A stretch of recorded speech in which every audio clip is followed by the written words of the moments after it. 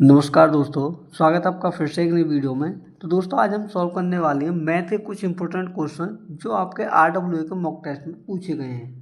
तो हमारा पहला क्वेश्चन है, एक दुकानदार एक खिलौने के अंकित मूल्य पर 23% की छूट देने के बाद 56 रुपये का लाभ प्राप्त करता है, तो उसे खिलौने का अंकित मूल्य क्या है यदि लाभ 10% हो। तो दोस्तों ऐसे क्वेश्चनों को सॉल्व करने के लिए आपको करना क्या होगा, आपको देखो एक तरफ मार्केट प्राइस और बीच में आपको लिखना है आपको सेलिंग प्राइस और साइड में लिखोगे आप कॉस्ट प्राइस। इस रेशियो को लिखने के बाद देखो आपको जैसे डेटा दे रखा है उसी के आधार पर क्या लिखोगे, इसे सॉल्व करोगे। तो देखो क्वेश्चन में क्या बोला है कि एक दुकानदार खिलौने के अंकित मूल्य पर छूट कितने की दे रहा है, 23% की। मान के चलो अगर मार्केट प्राइस हमारा 100 है, तो अगर इस पर 23% की छूट देंगे तो उसे बेचेगा कितने में, उसमें 100 में से 23 आप घटा दोगे तो बचेगा 77%। ठीक है, कितना, 77%। अब देखो आगे क्या बोला है, छूट देने के बाद अगर 56 रुपये का लाभ होता है तो इस खिलौने का अंकित मूल्य आपसे पूछा है और लाभ दे रखा है दोस्तों क्या आपको, 10% हो। ठीक है, अगर लाभ 10% हो तो जैसे कि मान के चलिए अगर कोई वस्तु उसने 100 में खरीदी, ठीक है, और उसे बेचा कितने में, 110 में अगर बेचा, तो देखो यही पूछा है कि अगर 10% लाभ पर बेचा तो अंकित मूल्य क्या है। तो देखो सबसे पहले दोस्तों हम क्या करेंगे, इस जो रेशियो है इसे सॉल्व करेंगे। तो देखो रेशियो सॉल्व करने के लिए हम क्या करते हैं, जो हमारी पीछे वाली संख्या होती है खाली प्लॉट, उसे क्या करते हैं, पीछे वाली संख्या भरती है। जैसे कि देखो यहाँ खाली है तो ये किससे भरा जाएगा, 110 से, तो 110 हमारा यहाँ गया। और देखो ये अगर यहाँ खाली है तो ये किससे भरा जाएगा, 77 से, तो 77 हमारा यहाँ गया। अब देखो जो चीज़ें सब में कॉमन हो वो उससे क्या करते हैं, कट करती है। जैसे कि देखो एक जीरो यहाँ पर है, यहाँ पर है, तो ये तीनों क्या हो गई, कट गई। और देखो 10 क्या है, 11 धाम 110, ठीक है, और 11 सत्ते 77 और 11 सत्ते 77। और देखो 10 का गुना 10 में करोगे तो कितना हो जाएगा, 100। ठीक है, और 7 का गुना 11 में करोगे तो कितना हो जाएगा, 77।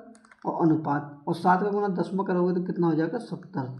यानी कि दोस्तों आपका मार्केट प्राइस 100 यूनिट है और सेलिंग प्राइस कितना है, 70 यूनिट, और कॉस्ट प्राइस आपका 70 यूनिट। तो क्वेश्चन में आपको जिसका मान दिया है, क्वेश्चन में बोला है कि छूट देने के बाद 56 रुपये का लाभ होता है। यानी कि 56 रुपये जो है दोस्तों इनके अंतर है, यानी कि 77 सेलिंग प्राइस है और 70 आपका कॉस्ट प्राइस है। तो 77 में से आप 70 घटाओगे तो 7 यूनिट का मान क्या है आपके पास, वो है 56 रुपये। ठीक है, तो यहाँ से जब आप भाग दोगे तो 1 यूनिट का मान क्या आएगा आपका, वो आएगा 8 रुपये। ठीक है, अब आपको जिसका मान निकालना वो आप निकाल सकते हो। तो आपसे पूछा मार्केट प्राइस, तो मार्केट कितना है दोस्तों हमारा, 100 यूनिट। तो 100 का गुना आप 8 में करोगे तो आपका मार्केट प्राइस आएगा 800 रुपये दोस्तों, जो कि इस क्वेश्चन का क्या है, आंसर है। ठीक है, तो अगला क्वेश्चन है आपका, अगला क्वेश्चन है, अनुपात 7:11 के प्रत्येक भाग में कौन सी संख्या जोड़ी जाए तो वह 3:4 हो जाए। तो दोस्तों मान के चलिए तो जो रेशियो होता है, जैसे कि आपको दे रखा है 7:11, तो इसे अगर हम बट्टे के रूप में लिखेंगे तो कैसे लिखेंगे, पहली वाली संख्या को लिखते हैं अंश में और नीचे बाद वाली संख्या को लिखते हैं हर में। ठीक है, तो उसी के आधार पर क्या लिखेंगे, हम क्वेश्चन को सॉल्व करेंगे। तो आपको दे रखा है कि 7 और 11 के अनुपात में क्या जोड़ें, तो मान के चलिए हमने दोनों में x जोड़ा, 7 में और 11 में, तब हमारा अनुपात क्या हो जाता है, 3:4, यानी कि 3/4। सिंपली आप क्या करोगे, कैंची का गुना, 4 का गुना एक बार 7 में फिर x में, तो 4 सत्ते हो गए आपके 28, और 4 का गुना x में करेंगे तो 4x बराबर, 3 का गुना 11 में करेंगे तो 33 प्लस 3x। ठीक है, और देखो x वाले पदों को आप एक तरफ लाओगे तो 4x यहाँ प्लस का और 3x प्लस का, इधर आके किसका हो जाएगा, माइनस का। तो 4x में से आप 3x घटाओगे तो क्या होगा, x, और यहाँ का 33 प्लस का है और 28 इधर आएगा तो किसका हो जाएगा, माइनस का। तो x का मान कितना हो जाएगा दोस्तों, वो आ जाएगा आपका 33 में से 28 घटाओगे तो 5। यही इस क्वेश्चन का आंसर है। ठीक है, तो अगला क्वेश्चन है, अगला क्वेश्चन है, ए तथा बी ने एक साझेदारी में प्रवेश किया तथा व्यवसाय में क्रमशः 4,000 रुपये तथा 5,000 रुपये निवेश किए। 4 महीने बाद जेड भी व्यवसाय में 8,000 रुपये के निवेश के साथ शामिल हो जाता है। तो एक वर्ष पश्चात उन्होंने 3,655 रुपये लाभ कमाया, तो बी के लाभ का हिस्सा क्या है। ठीक है दोस्तों, तो देखो आपके क्या व्यक्ति हैं, 3 हैं, एक ए है, एक बी है और एक आपका जेड है। तो दोस्तों जब भी आपको इन्वेस्टमेंट यानी कि साझेदारी का क्वेश्चन आता है तो उनके इन्वेस्टमेंट का हमेशा हम क्या लेते हैं, अनुपात। तो देखो अनुपात कैसे लेंगे, जो इनके इन्वेस्टमेंट का है, तो देखो ए ने कितना इन्वेस्ट किया 4000, ठीक है, बी ने कितना इन्वेस्ट किया 5000, और जो आपका जेड है उसने क्या 8000 रुपये। तो दोस्तों ये क्या उनकी धनराशि है। जब आपका एस इनका अनुपात लोगे तो देखो क्या होगा, तीनों जगह क्या है 3 3 जीरो, तो तीनों जीरो क्या हो जाएंगे आपस में कट जाएंगे तुलना करने पर।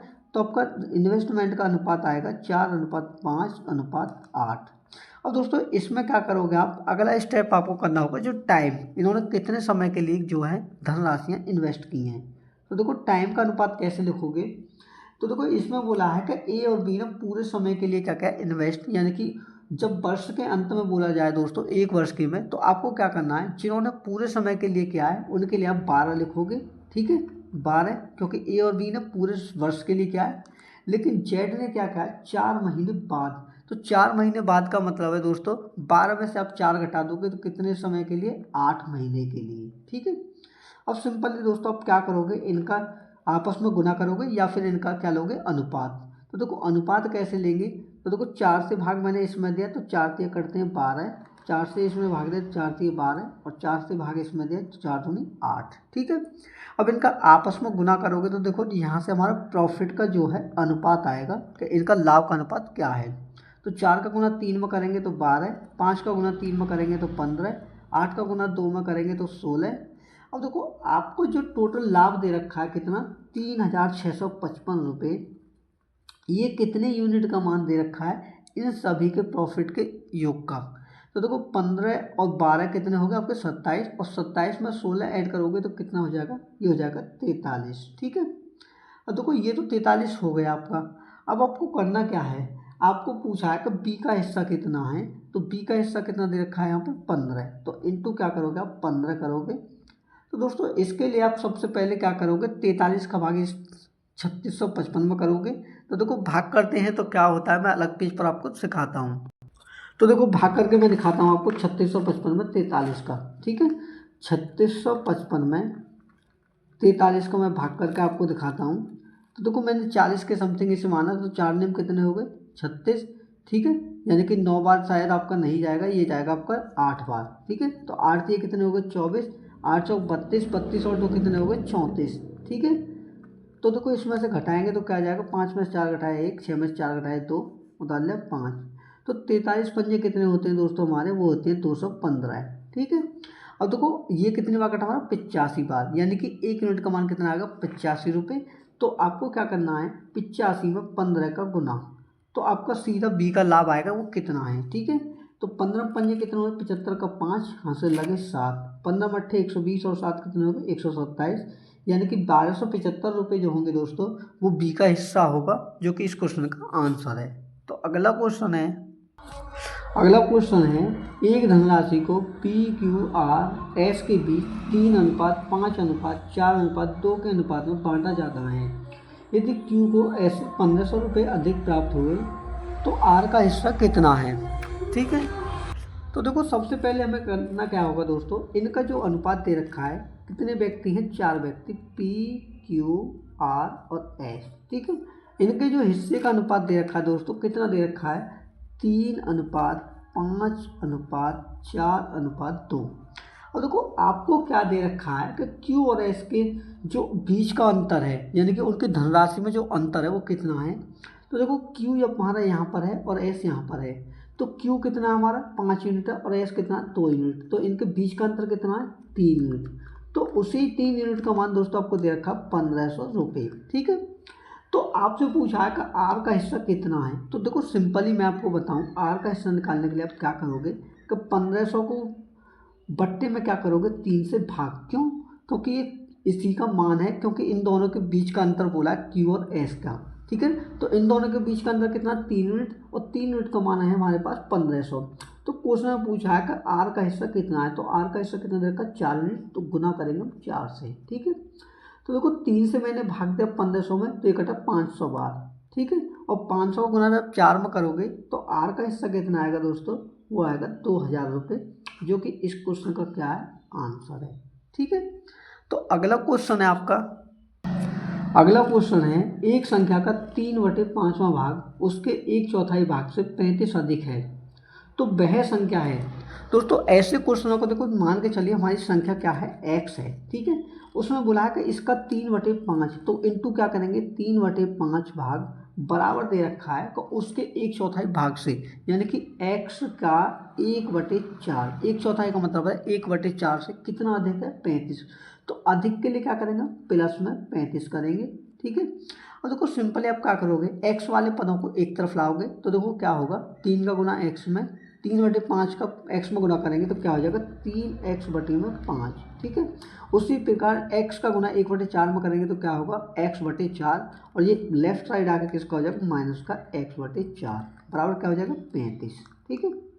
अब देखो जब आपका बेस अलग अलग हो, यानी कि आपका हर जो है अलग अलग हो, तो एलसीएम का तरीका क्या होता है, 5 बट्टे वाली संख्या को आपस में गुना कर दो, तो 5 चौके कितना हो जाएगा 20, और इनकी आपस में कैंची की गुना, तो 4 3 12x, ठीक है, माइनस 5 का गुना x में कितना हो जाएगा 5x बराबर 35।